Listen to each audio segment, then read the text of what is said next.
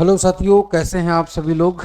आज का ये सेशन जो है इसमें कुछ एमसीक्यूज हैं जो आरआरबी या कोई भी गवर्नमेंट जॉब हो आपकी पूरी नेशनल लेवल पे या स्टेट लेवल पे, ये जो एमसीक्यूज हैं ये सभी एग्जाम्स में काम आने वाले हैं। तो बड़े ध्यान से इनको सुनिएगा। अगर आपने पहले कभी ये क्वेश्चंस नहीं करे हैं या करे भी हैं तो भी सुनिएगा ध्यान से, क्योंकि कुछ एडिशनल चीज़ें होंगी जो नई हैं और वो मुझे उम्मीद है कि आप लोगों को ज़रूर सुनने में मज़ा आएगा, है ना। इन्फॉर्मेशन मिलेगी पक्की वाली। चलिए पहला एक क्वेश्चन देखते हैं जरा हमसे। ये आरआरबी का क्वेश्चन है, आरआरबी जेई 2024 में पूछा गया है। क्वेश्चन कह रहा है हंसाने वाली गैस कौन सी है। N2O nitrous oxide, NO2 nitrogen dioxide, CO carbon monoxide, SO2 sulphur dioxide. तो इसका सही जवाब है, देखिए गैस है, गैस का नाम है नाइट्रस ऑक्साइड N2O। इसको हम लोग हंसाने वाली गैस के नाम पर जानते हैं क्योंकि सांस लेने पर यह हल्की उत्तेजना और हंसी पैदा करती है। चिकित्सा और दंत प्रक्रियाओं में हल्के एनेस्थीसिया के रूप में उपयोग की जाती है। हल्के दर्द निवारक के रूप में भी ये कार्य करती है, क्योंकि उस समय इंसान पेन भूल जाता है और हंसने लगता है ना। चलिए तो अगला क्वेश्चन हम लोग देखते हैं। अगला क्वेश्चन कह रहा है कि प्रतिरोध का मात्रा क्या है। देखिए प्रतिरोध, यहाँ पर प्रतिरोध का मतलब है विद्युत प्रतिरोध से मतलब है यहाँ पर। तो विद्युत प्रतिरोध का मात्रा क्या है, ओम, है ना।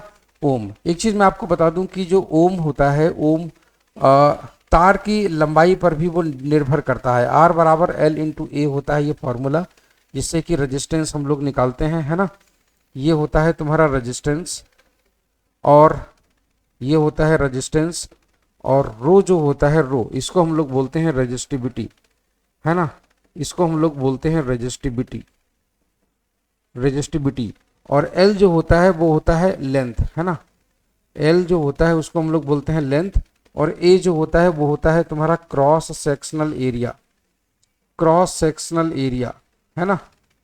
इसको बोलते हैं क्रॉस सेक्शनल एरिया, परिच्छेद का क्षेत्रफल। तो ये इन चीजों पर डिपेंड करता है। चलिए आगे की तरफ चलते हैं। भारी जल का सूत्र क्या होता है। भारी जल, भारी जल का एक तो तुम्हारा कह रहा है H2O, D2O, T2O, H2O2। सही जवाब है इसका D2O, है ना। D2O। भारी जल का उपयोग तुम्हारा नाभिकीय भट्ठी में किया जाता है, ठीक है। भारी जल का सूत्र D2O होता है, ड्यूटेरियम ऑक्साइड। इसका उपयोग परमाणु रिएक्टर में मंदक के रूप में होता है। ये मंदक क्या होता है, मंदक, इसको इंग्लिश में बोलते हैं मॉडरेटर। देखिए यूरेनियम की छड़ ली जाती है ईंधन के रूप में, है ना। नाभिकीय भट्टी जहां पर बिजली वगैरह बनाई जाती है वहां पर इसका प्रयोग होता है। और यूरेनियम की छड़ में जो यूरेनियम के नाभिक पर हमला होता है न्यूट्रॉन के द्वारा, तो एक न्यूट्रॉन अगर हमला करता है तो एक नाभिक पर हमले के बाद में 3 न्यूट्रॉन बनते हैं और साथ में ऊर्जा पैदा होती है।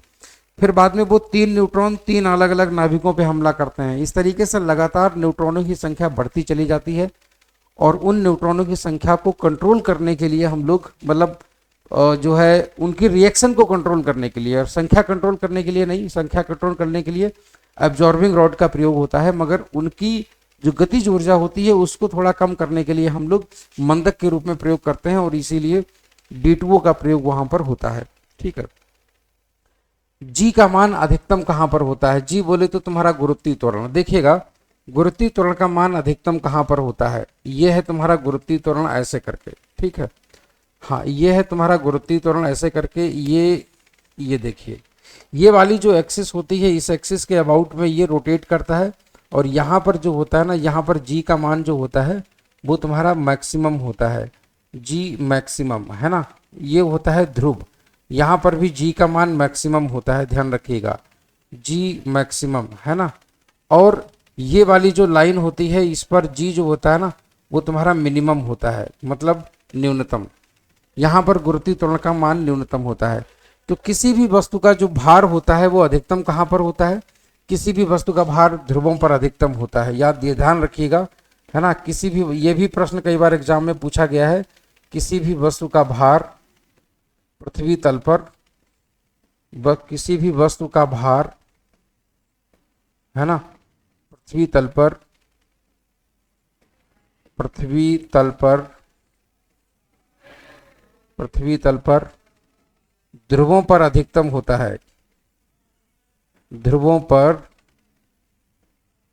अधिकतम होता है, ध्यान रखिएगा, है ना, क्योंकि वहां पर जी का मान अधिकतम होता है, इसलिए अधिकतम होता है।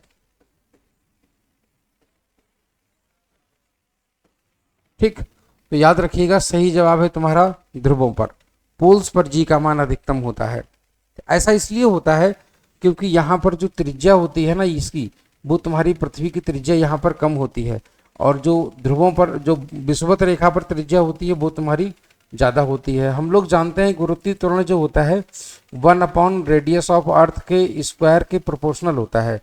तो जहाँ पर त्रिज्या सबसे कम होगी वहाँ पर जी का मान सबसे ज़्यादा होगा। ठीक है ना, चलिए तो आगे की तरफ चलते हैं, देखिएगा। अब तुमसे पूछा, अगला क्वेश्चन तुमसे पूछ रहे हैं बायोलॉजी का है, बड़ा अच्छा क्वेश्चन है, अक्सर एग्जाम्स में पूछा जाता है। कोशिका की खोज किसने करी थी? ये आरआरबी जेई 2024 का क्वेश्चन है, ध्यान से देखिएगा। आरआरबी जेई 2024, तो जेई वाले एस्पिरेंट्स बड़े ध्यान से देखें। Who discovered the cell? तो सही जवाब है तुम्हारा रॉबर्ट ब्राउन, या मतलब सॉरी अभी नहीं सही जवाब है। पहला है तुम्हारा रॉबर्ट ब्राउन, और दूसरा है रॉबर्ट हुक, और तीसरा कह रहा है तुम्हारा स्लीडन, और चौथा कह रहा है तुम्हारा श्वान।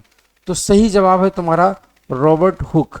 रॉबर्ट हुक ने इसकी खोज करी थी 1665 में, ध्यान रखिएगा 1665 में, ठीक है ना।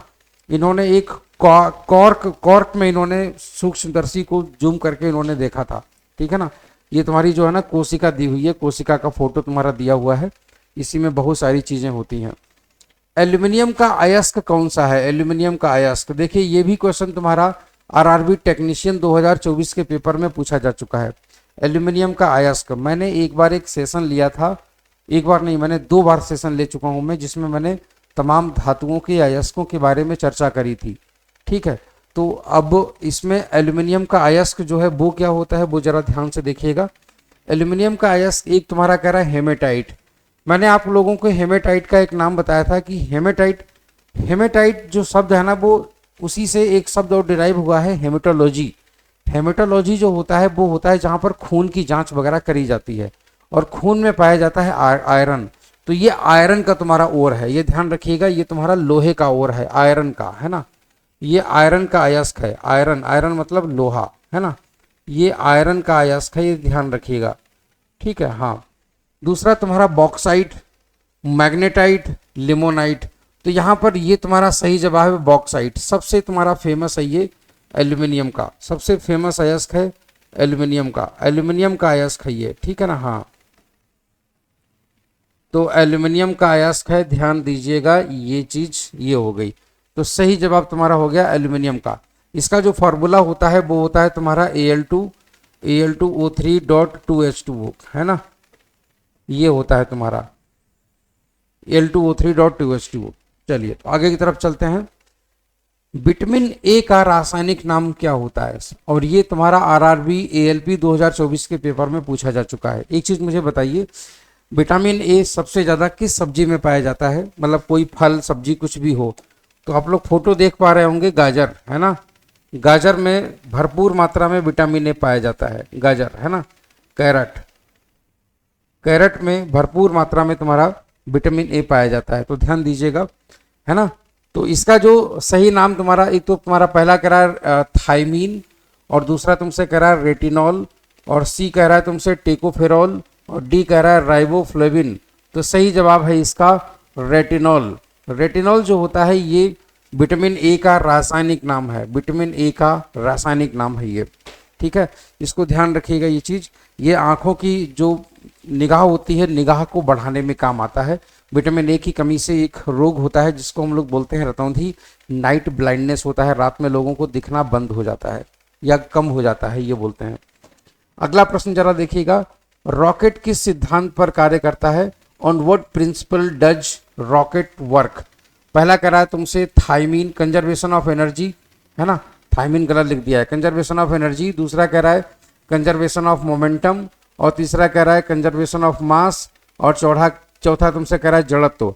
सही जवाब है तुम्हारा कंजर्वेशन ऑफ मोमेंटम, है ना।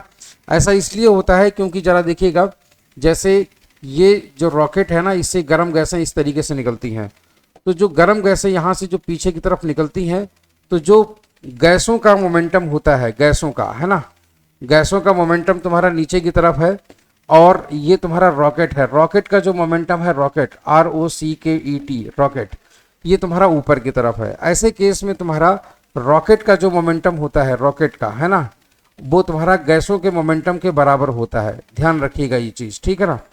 और दोनों का जो योग होता है वो हमेशा 0 मिलेगा तुम्हें, ध्यान रखिएगा। तो सही जवाब तुम्हारा हो जाता है कि ये संवेग संरक्षण के नियम पर आधारित है। बी पार्ट यहाँ पर सही जवाब है। अगला प्रश्न जरा देखते हैं। शरीर की सबसे बड़ी हड्डी कौन सी होती है? शरीर की सबसे बड़ी हड्डी कौन सी होती है? Which is the largest bone in the human body? Steps जो होती हैं वो कान की हड्डी होती है, वो सबसे छोटी होती है। फीमर, फीमर तुम्हारा सही जवाब है, फीमर। और ये तुम्हारी होती है जांघ की हड्डी होती है, ये जांघ की, है ना। तो जांघ की जो हड्डी होती है ये सबसे बड़ी हड्डी होती है शरीर की, और यही हमारा सही जवाब है ना, यही हमारा सही जवाब है। चलिए आगे की तरफ चलते हैं। बायोगैस का मुख्य घटक क्या है? बायोगैस, देखिए आजकल बायोगैस का प्रचलन धीरे धीरे बढ़ रहा है। उत्तर प्रदेश, पश्चिमी उत्तर प्रदेश के कई जिलों में बायो सीएनजी के कई सारे प्लांट लग रहे हैं आजकल। जैसे पेट्रोल में इथेनॉल मिलके आने लगा है, वैसे ही सीएनजी में बायो सीएनजी का भी प्रचलन धीरे धीरे आने लगेगा और गाड़ियां बायो सीएनजी से चलेंगी। बायो सीएनजी जो जानवरों का वेस्ट होता है उससे बनेगा, जो खरपतवार होते हैं उसको सड़ा करके जो गैस बनेगी उससे बनेगा, है ना। तो इसमें कह रहा है कि इसमें कौन सी गैस जो है ना मुख्यतः होती है। पहला तुमसे कह रहा है इथेन, दूसरा तुमसे कह रहा है कि मीथेन, तीसरा कह रहा है तुम्हारा प्रोपेन, और चौथा कह रहा है हाइड्रोजन।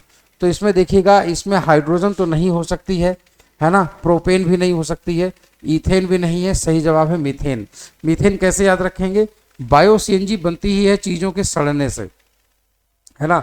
जैसे जो गंदा नाला सीवर वगैरह होता है उसमें से मीथेन निकलती है। इसीलिए आपने देखा होगा अक्सर लोग जो जो नीचे सीवर की सफाई करने जाते हैं, कई बार मजदूर मर जाते हैं, वो यही मीथेन गैस के कारण मर जाते हैं। बड़ी जहरीली गैस होती है ये, है ना। तो ध्यान रखिएगा ये चीज। ये बायो सीएनजी का प्लांट है, देखो एक प्लांट में ये चीजें एक टावर में सड़ रही हैं चीजें। चलिए, मनुष्य के कान में कितनी हड्डियां होती हैं? मनुष्य के कान में कितनी हड्डियां होती हैं? How many bones are there in the human ear? कह रहा है 2, है ना। पहला ऑप्शन कह रहा है 2, फिर कह रहा है तुम्हारा 4, फिर कह रहा है 6, फिर कह रहा है तुम्हारा 8। तो यहाँ पर जो सही जवाब है वो है तुम्हारा 6। 6 हड्डियां होती हैं मनुष्य के कान में। 3 सबसे छोटी होती हैं, प्रत्येक कान में 3 कुल 6 हड्डियां होती हैं, है ना। तो टोटल जो है ना वो टोटल 6 होती हैं। चलिए आगे की तरफ चलते हैं। परमाणु क्रमांक की खोज किसने करी? परमाणु क्रमांक की discovery of atomic number, atomic number किसने दिया था? ठीक है ना। तो इसका जो तुम्हारा पहला ऑप्शन है वो है तुम्हारा मेंडलीव, और दूसरा है तुम्हारा मोजले, और तीसरा है तुम्हारा बोहर, और चौथा है तुम्हारा रदरफोर्ड, है ना। अर्नेस्ट रदरफोर्ड ने 1911 में परमाणु का नाभिकीय मॉडल प्रस्तुत किया। उन्होंने सोने की झिल्ली पर बमबारी का प्रयोग किया। परमाणु के केंद्र में धनावेशित नाभिक होता है, ये भी उन्होंने बताया। इलेक्ट्रॉन नाभिक के चारों ओर चक्कर लगाते रहते हैं। तो यहाँ पर जो परमाणु क्रमांक की जो खोज है वो तुम्हारी करी थी, परमाणु क्रमांक की खोज तुम्हारी करी थी शायद मेंडलीव ने। मेंडलीव ने तो आवर्त सारणी के बारे में बताया था, है ना।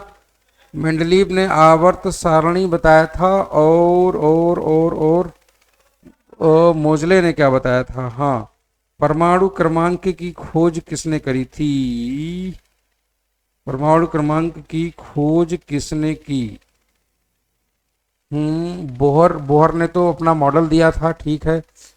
रदरफोर्ड नहीं, सही है, मोजले नहीं करी थी, क्योंकि इन्होंने तो मेंडलीव ने तो मतलब आवर्त सारणी दी है। मोजले इनका सही जवाब है, ठीक है ना। मोजले ने ही इनको बताया था, खोज करता, है ना। ये ब्रिटिश साइंटिस्ट हैं, 1913 में इन्होंने खोज करी थी, 1913 में, है ना। चलिए, तो ये तुम्हारा मोजले यहाँ पर सही जवाब होगा। मेंडलीव की तो आवर्त सारणी है, ठीक है। आगे की तरफ चलते हैं। प्रकाश वर्ष किसकी इकाई है? देखिए आवाज से ये ऐसा लगेगा जैसे वर्ष लिखा है ना, तो वर्ष का मतलब हो जाता है तुम्हारा समय, मगर यहां पर समय नहीं है इसका मतलब। इसका जो सही जवाब है प्रकाश वर्ष, वो प्रकाश के द्वारा 1 वर्ष में चली गई दूरी, है ना। तो प्रकाश द्वारा 1 वर्ष में चली गई दूरी, प्रकाश द्वारा 1 वर्ष में चली गई दूरी, 1 वर्ष में चली गई दूरी, तो ये एक तरीके से देखा जाए तो ये दूरी का मात्रक है तुम्हारा, है ना, ये तुम्हारा दूरी का मात्रक है। तो सही जवाब है तुम्हारा दूरी, है ना। चलिए समय का मात्रक नहीं है, बहुत सारे लोगों को ये कंफ्यूजन हो जाता है कि ये समय का मात्रक है। अगला प्रश्न जरा देखते हैं, रक्त समूह की खोज किसने करी थी? रक्त समूह की, पहला ऑप्शन तुम्हारा कह रहा है लैंड स्टीनर ने, दूसरा कह रहा है हार्वे, और तीसरा कह रहा है वाटसन, और चौथा कह रहा है कोच। तो सही जवाब है इसका लैंड स्टीनर, है ना। लैंड स्टीनर ने इसकी खोज करी थी, रक्त समूह की खोज ने करी थी 1901 में। 1901 में उन्होंने इसकी खोज करी थी, ध्यान रखिएगा। उससे पहले मेडिकल साइंस कितना पीछे था, कोई किसी को ब्लड की जरूरत होती तो सीधे मर ही जाता वो, है ना। चलिए आगे की तरफ चलते हैं। ये तो चलिए महत्वपूर्ण क्वेश्चंस, अब हमारे पास आते हैं आगे के, तो परीक्षा के टिप्स हो गए। हो आरआरबी ग्रुप डी। चलिए भौतिकी रसायन के कुछ मिक्स क्वेश्चंस। किलोवाट घंटा, हाँ किलोवाट घंटा किसका मात्रक है? चलिए अगला प्रश्न है तुम्हारा, किलोवाट घंटा किसका मात्रक है? देखिएगा, किलोवाट आवर, किलोवाट घंटा, इसका मतलब क्या हो जाता है? किलोवाट आवर, है ना, किलोवाट आवर, इसको हम लोग बोलते हैं किलोवाट आवर। तो किलो का मतलब हो जाता है तुम्हारा 1000, है ना, और वाट का मतलब हो जाता है तुम्हारा जूल पर सेकेंड, जूल पर सेकेंड मल्टीप्लाइड बाय, और ये 3600 सेकेंड हो जाता है 1 घंटे का मात्रक, है ना।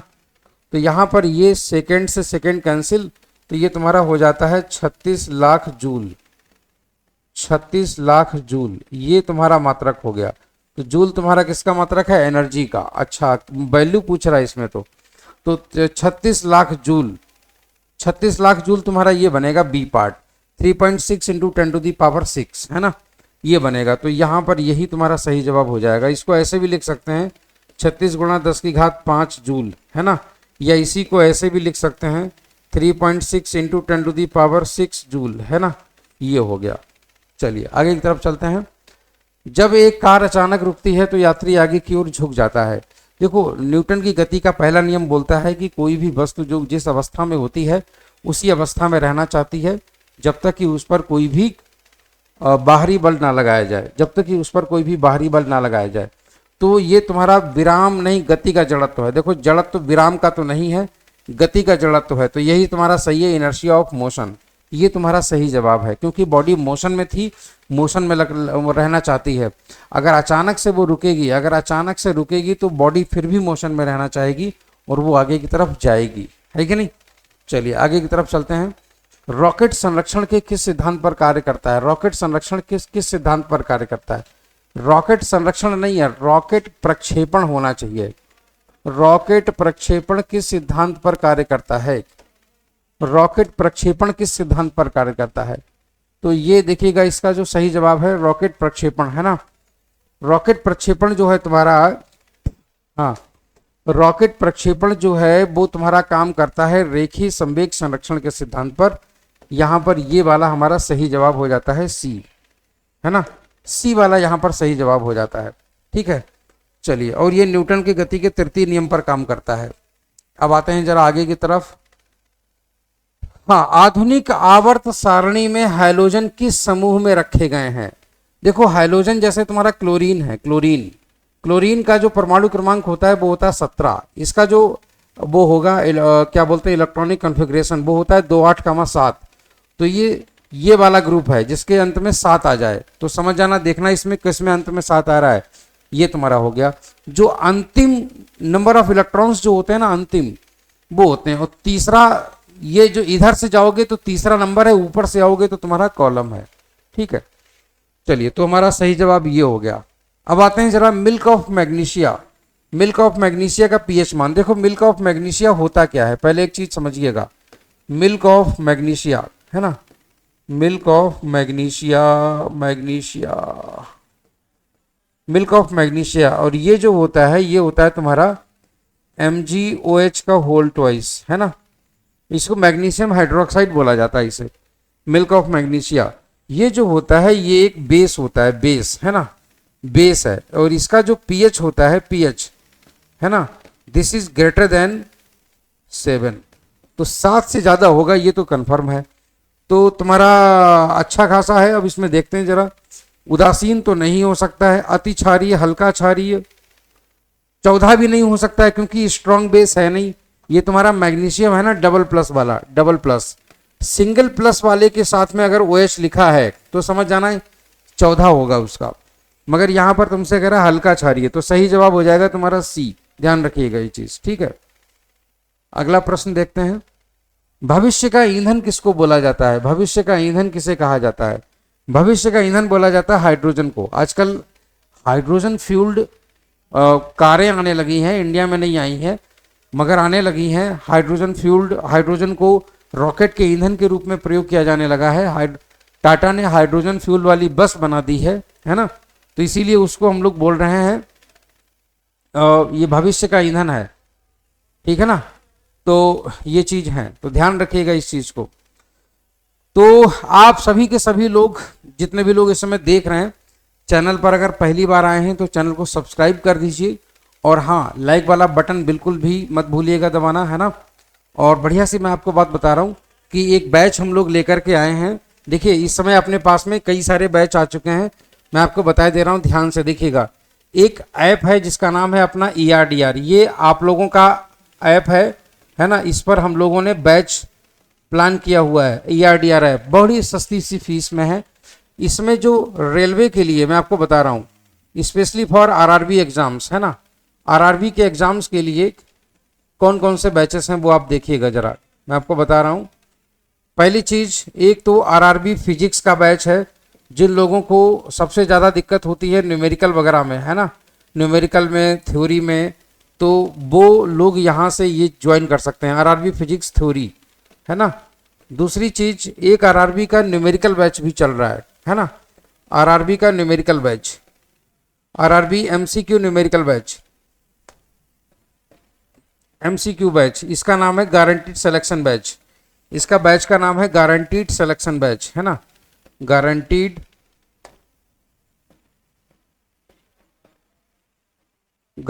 सिलेक्शन बैच इसका नाम है ना।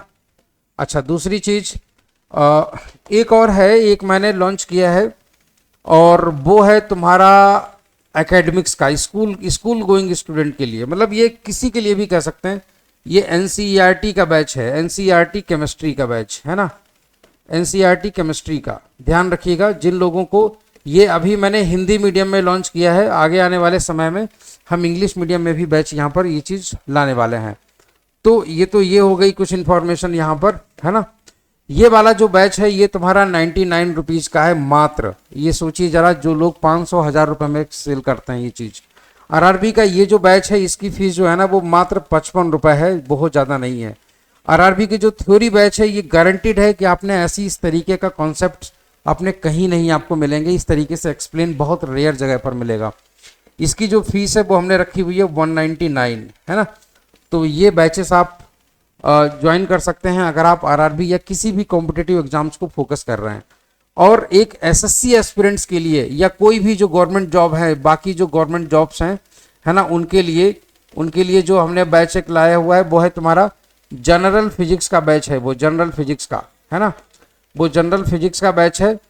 उसकी भी फीस तुम्हारी 199 है। आप देखिएगा जाकर के, एक बार ये ऐप डाउनलोड करिए, ये ऐप आप एक बार डाउनलोड कर लीजिए और आपको सारी चीज़ें इसमें क्लियर हो जाएंगी, ठीक है ना।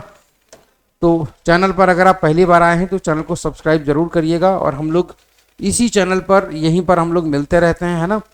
तो अगली वीडियो में हम कल मिलते हैं, और जो है केमिस्ट्री का बैच रजिस्ट्रेशन ओपन हो चुके हैं, आप लोग ज्वाइन कर सकते हैं। आपके भाई बहन जो भी हों, रिलेटिव हों, स्कूल गोइंग स्टूडेंट्स, वो जरूर हमारा बैच वो वाला ज्वाइन कर सकते हैं। उनके लिए तो बिल्कुल वरदान साबित होगा वो बैच, ठीक है।